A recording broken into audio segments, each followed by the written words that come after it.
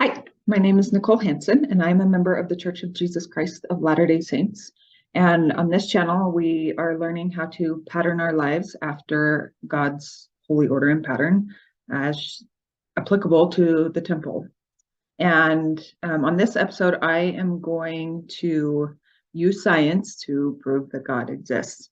And not that we need science to prove that he exists, but that's something that is going to have faith. But I just want to show how a lot of the things that are coming out in today's science is really proving that he exists in quite a simple way. If you need science to prove that, this probably isn't going to make sense to you anyway. So faith is still as much a part of that process as it ever has been. I've had a lot of people ask for the temple diagram, and we're going to get into that soon. But what we're going to do here first is really important and going to be a key element that I'm going to come back to in later videos, because understanding more simplicity of the nature of God is going to help us unravel just the scriptures and things as we get into it in coming videos. So in this video, I'm going to go into the mind and the heart a little bit. And so that's going to be really important as we go forward. And we discuss the temple, and especially in relation to the spirit of revelation. If we read in DNC8, it talks about the mind and heart in the spirit of revelation. So this video is going to be kind of a key factor into unfolding the things that will come. So just make sure that you really understand this, so that when I reference it later, I'll probably reference it more than once. So keep that in mind. And as I go into this, don't overthink it. It is where we are going to talk about quantum physics, but don't overthink it.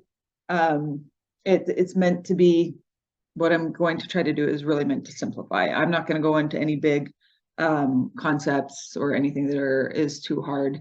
It may, if it seems a little complicated, the point is still going to be the same either way. So you'll be able to see the point. There may be some things that if it doesn't make sense, you can reach out to me, but I'm trying to put it in a way that's very basic and very simplified. A little bit of my background is I studied chemistry in college, and I specifically studied, in my advanced classes were quantum sciences, quantum chemistry, biochemistry, and organic chemistry. And so they seem like a little bit of opposites, and at the time for me they were. But I think that the Lord probably designed those purposefully in my life for a reason, those specific ones, because as I got older and started working in the field more, I began to realize that quantum science and quantum chemistry and biochemistry were really the same thing. So in quantum physics, you think of that as like rocket science, and the universe, it's vast, it's expanding, it's ever expanding, it's exponentially expanding.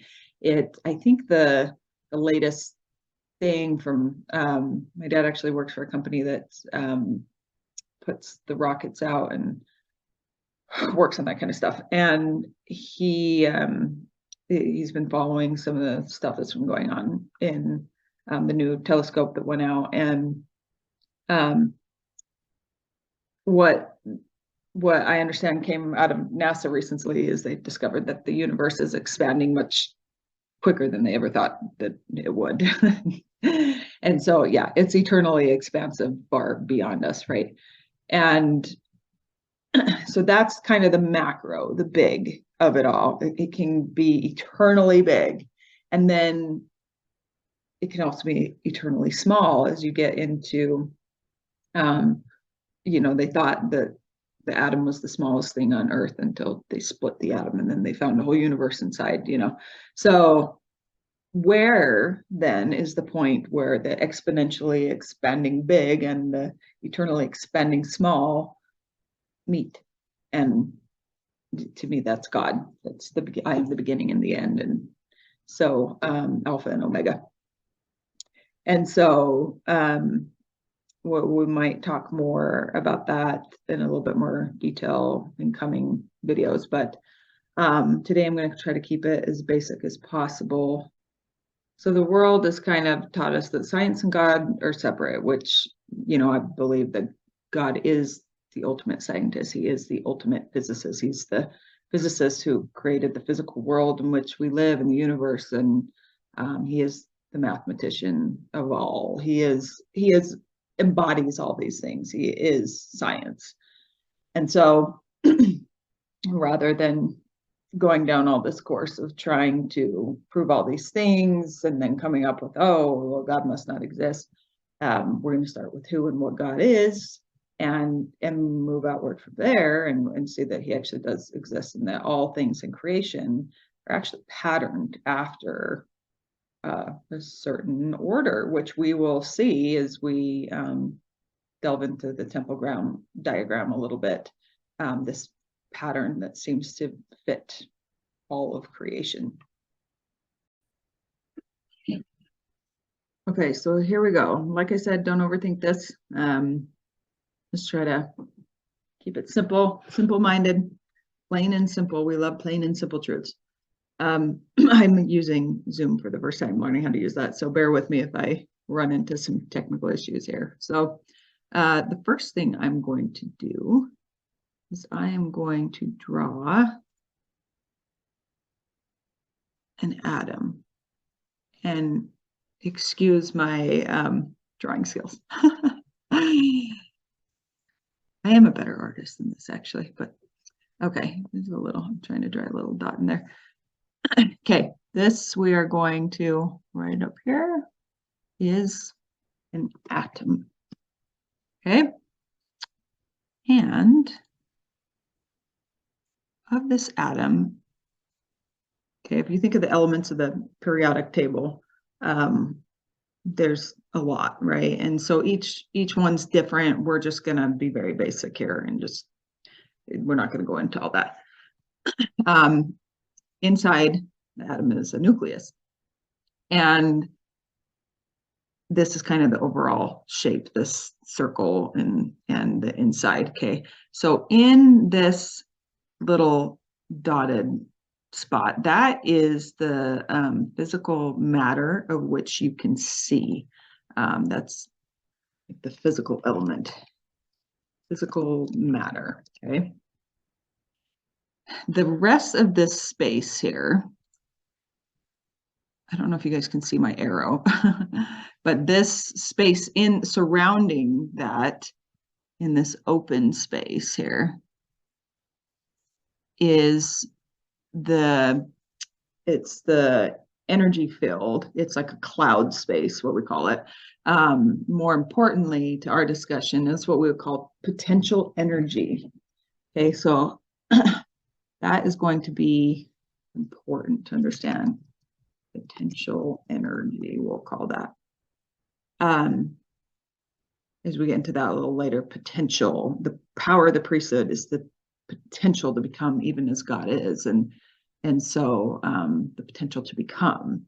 In fact, as I was discovering this, again, some patterns and sequences here, I was learning about potential and how it was associated to the priesthood and the power to become.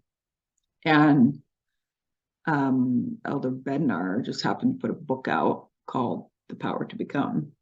That man always puts a book out with the very thing that I am learning about. The last one he just did was the Spirit of Revelation. And so we'll talk about that when we get into that discussion. But he has a book called The Power to Become. So if you're interested in its relation to this, there's a good book from one of our apostles that you can read. Okay, so this is the concept of an atom here.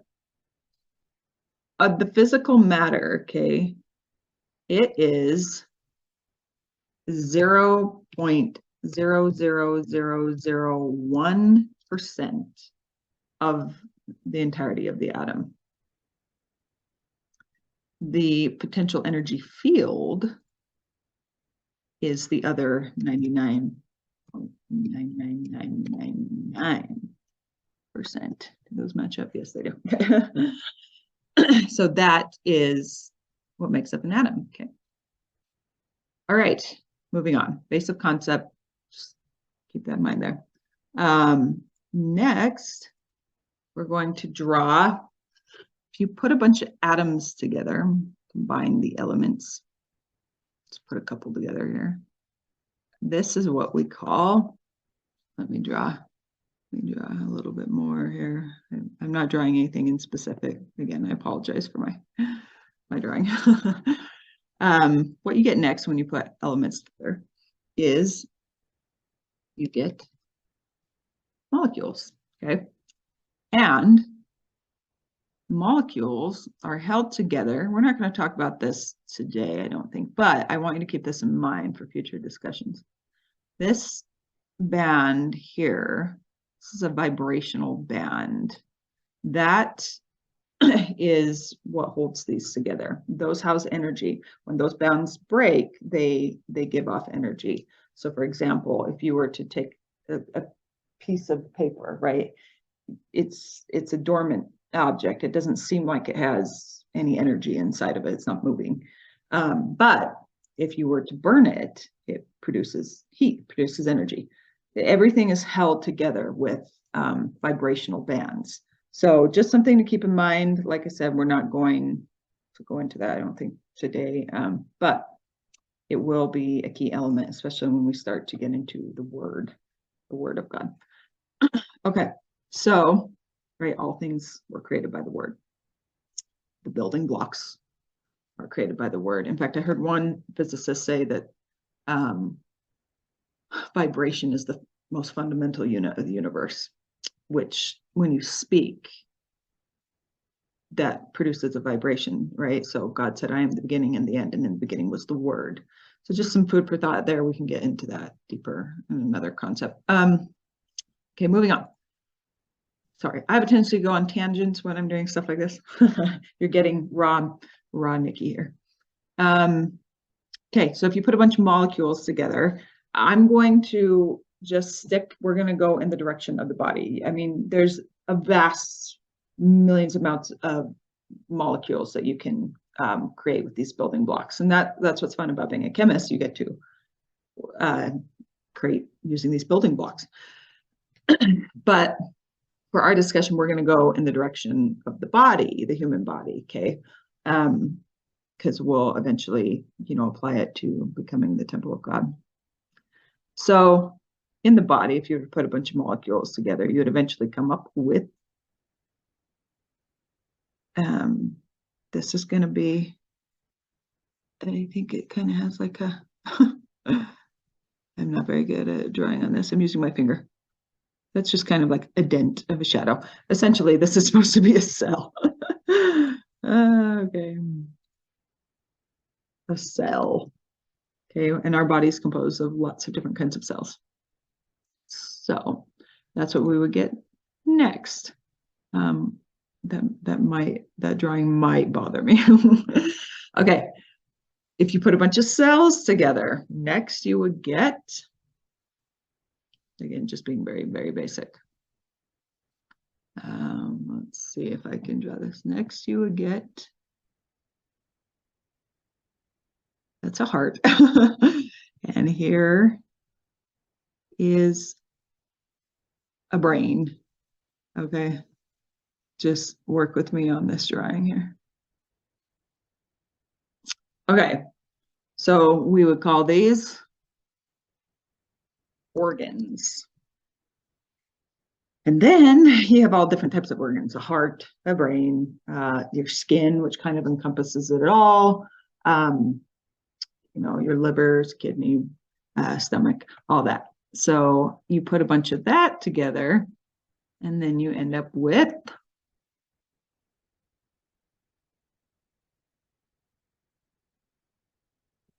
a person. Yay! And hopefully we have a happy person. Smiles are very important. Okay. So if this is you, okay, this little guy here, that's you. Now let's just look at the basics here. This is all what you're made of. And of the physical matter of what you can see, 0.00001% is what you can physically see. So then what does that mean that you're made of? 99.9999999 potential energy. You're basically the potential to become. That's what you're made of. Okay. So that is the power of God, the potential to become, right? And if we think about that a little bit in relation to life, like based on choices and agency that we have the ability to choose things. I could be, the mother that I am in the home that I am, or I could be single person working in a job somewhere in California, or I could be, in a different country doing, there's just so much potential of what you could be, right? But because of the choices I've made, I am who I am, and I've become who I am in that process. So just an idea of what potential means. So I'm just going to draw this little, we'll just call this your spirit. I mean, that's what we would call it in the spiritual realm here, is our spirit, that what we can become. Okay, now that we have discovered that you are more spirit than matter, we are going to go back to this atom. And when I was in college, we were studying all these theories, one of them called the particle in a box theory. And essentially, we won't go into all that, but in the sphere, this cloud space of this atom, like every atom is different, like I said, but we're just going to be very basic here. And there's particles, subatomic particles within this cloud space that can potentially exist. And so we'll just say an electron in this cloud space. Okay, so we have an electron in this space, and this electron is moving at the speed of light. So that's what we call the wave of probability. It's just moving in this sphere. Keep in mind, this is actually a three-dimensional sphere, not a two-dimensional like I've drawn there, but somewhere in this wave of probability, this electron is moving in and out of the quantum field into the physical world. So let's think of that like the spiritual realm and the physical world in which we see. So if it's moving at the speed of light, how would you ever find where it was going to be at any given point in time? And that was kind of the ultimate question, and the probability of where it would be at any given point in time. And the scientists came up with all these questions and these calculations and mathematics and theories and calculus, multivariable calculus, linear algebra, differential equations, all the hard things. And to theorize an idea of where it could be at any point in time, its probability, and then determine if that proved true or not, if it would show up in that sphere. This was kind of hard for them to theorize because along the way, it didn't make any sense what was going on, because things in the atomic world, so the part which you could see, the particle that was in the three-dimensional world sphere which we live, the part that makes up the matter which we can see, that those atomic level things, they follow a certain law, time, space, gravity. But the things on the subatomic level, these subatomic particles, this electron right here, did not follow the same laws. So when they tried to deduct, the same reasoning with the laws based off what the atomic particles did, it didn't pan out. Sometimes the particle would end up, anywhere within the sphere that made no sense or wouldn't even appear at all. And so essentially it never existed in the physical realm. It was only kept in the quantum field, which means it was nothing more than potential. And so it's like a collapse. It's like the electron doesn't exist. It exists and then it collapses and then it doesn't exist. And whether it was going to exist or not, there was no rhyme or reason. And all these equations, eventually they, put enough effort into these equations that they gained equations that determined the probability of its existence at any given point in time, and felt they could be quite accurate with that. So long story there, but in the last 10, 15 years, maybe since I went to college, there has been some new discoveries in that it may not have had anything to do with the equations, but more everything to do with the one viewing, the scientist viewing it. So then they decided to run a whole new set of tests, and they connected, this is what we call to the brain here. They connected an EEG, which tests the frequencies of the mind, depending on the conscious state and level of state of mind. So there's alpha waves, beta waves, theta waves. They went through all this and tried to determine if they could harness the mind in such a way that would make the particle appear from the person who is viewing it. And all these tests getting the brain and the brain waves in perfect harmony and frequency, and nothing appeared. Okay, side note, all the organs in your body have specific resonances, frequencies at which they resonate depending on if they are functioning properly. And so that will probably come into interest later when we do maybe more of a discussion on these vibrational bands and then relation to frequencies and just the state of being. Anyway, that'll be a topic for another time, but I just wanted to point that out. Okay, so nothing appeared with the mind.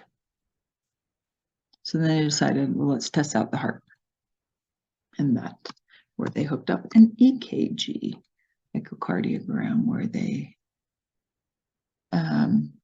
we've seen what a heart rhythm looks like, right? Okay, the frequency of the heart there. And they tried to get that in perfect harmony and rhythm. And, you've seen what it looks like when it's out of rhythm. And then with that, see if the particle would appear. And didn't appear. What they discovered along the way is that when the two were in perfect cohesion with each other, the mind and the heart were in perfect cohesion with each other, that particle appeared into the physical realm every time, dependent on the one viewing it. So where have we heard that before?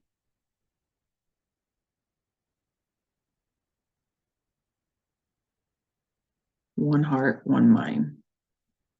And that is Zion. One heart, one mind. Okay, so now the question is, how does this prove that God exists? Well, let's go to the theory of if I heard this in like junior high. If a tree falls in a forest and nobody's around to hear it, did it actually make a noise? And the answer is actually yes, because it wouldn't exist in the first place if somebody was not around to hear it. And so you would not have physically manifest, you would not be physically in existence if somebody was not viewing you. That's an I. In the mind and will of God and his all-seeing eye, and I single to his glory, right? So the proof here is that in order for anything to exist in the physical world, somebody has to be consciously aware of it and viewing it. And not only that, but in perfect synchronicity of mind and heart, which we call charity, or the pure love of God. So not only does God exist, but he sees you and loves you. You cannot exist unless you are held in his watchful eye and his conscious mind, on his conscious mind, and in his perfected heart, in perfect harmony, synchronicity together. There's no way to exist without that. So God sees you, he loves you, you're on his mind and in his heart. And when we think, when the condescension of God, and Christ came and did what he did, let's think about this again, going back to the subatomic particles versus the atomic particles. They did not follow the same laws, right? A lesser law and a higher law, and how one maybe affects the other.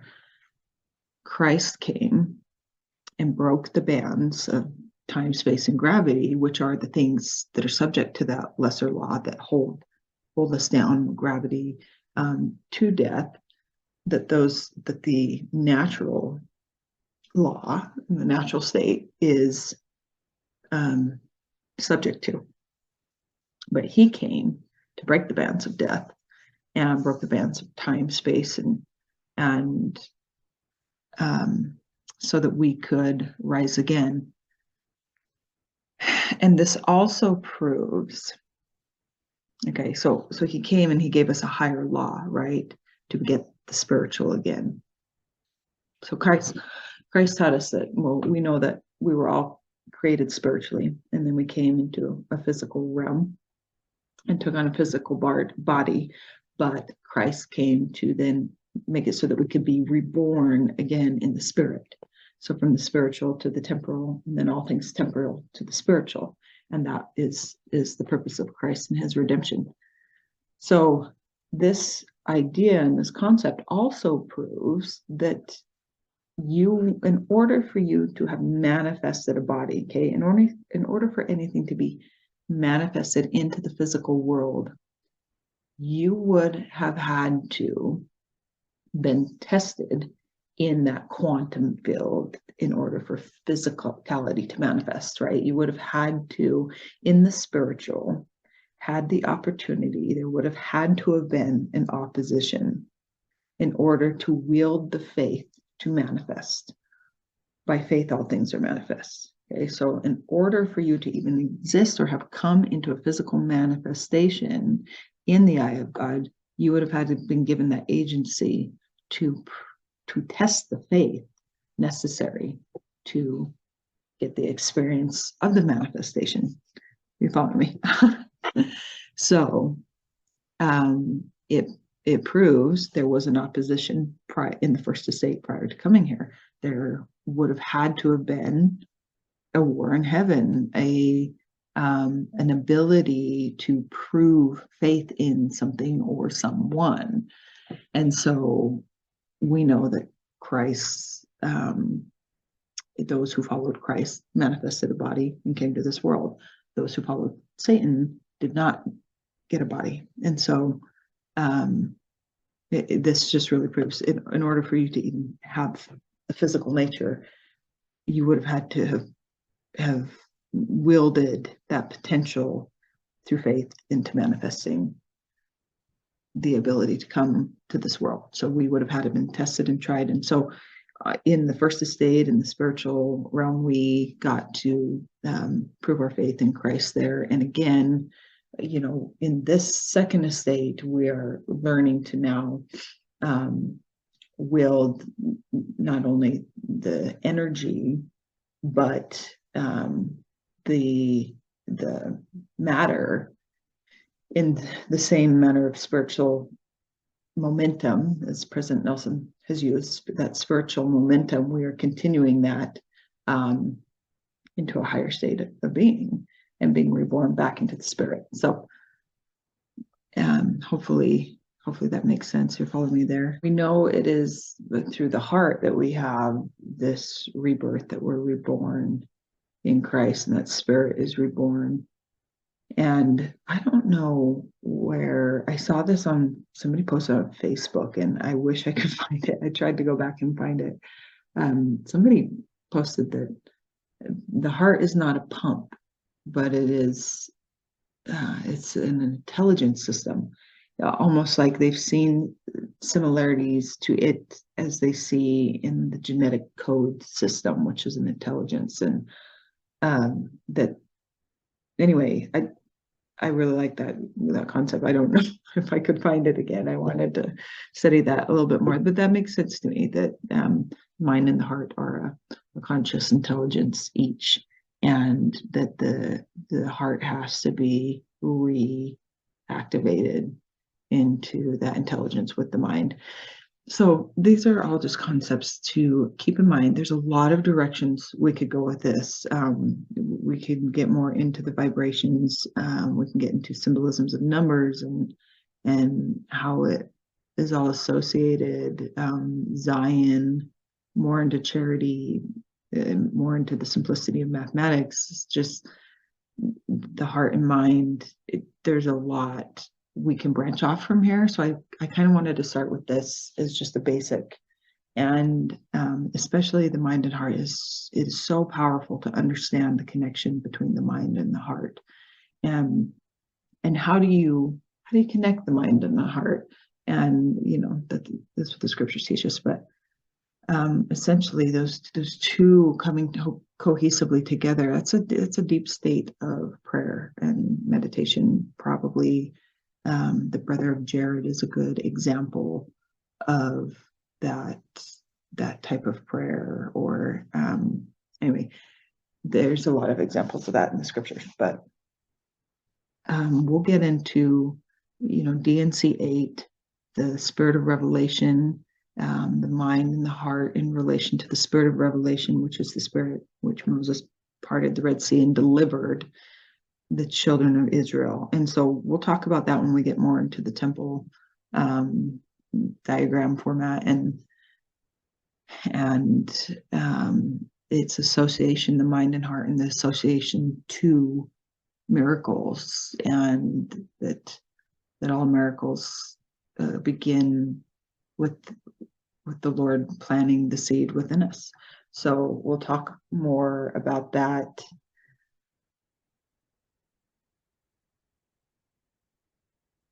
And some topics of study that might help in your understanding more of this concept, if you're interested and want to look more into this yourself.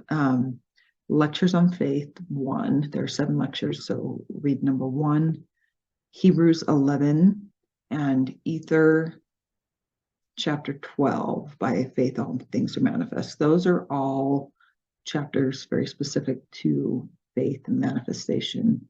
And so this is also a great understanding for, faith necessary to understand, Christ came into the world the first time by faith, and that's kind of what Ether 12 is about. And his return will be a parallel of his first coming, and so faith necessary to manifest him into the world and to believe on him. So I will probably end there for today. Like I said, there's a lot we could go into, but I don't want to overwhelm you with too much. So ponder on that. If you have questions, hopefully reach out to me. I'll do my best to keep up with them and answer what I can. And then I can kind of gauge where people are at. So thanks for watching.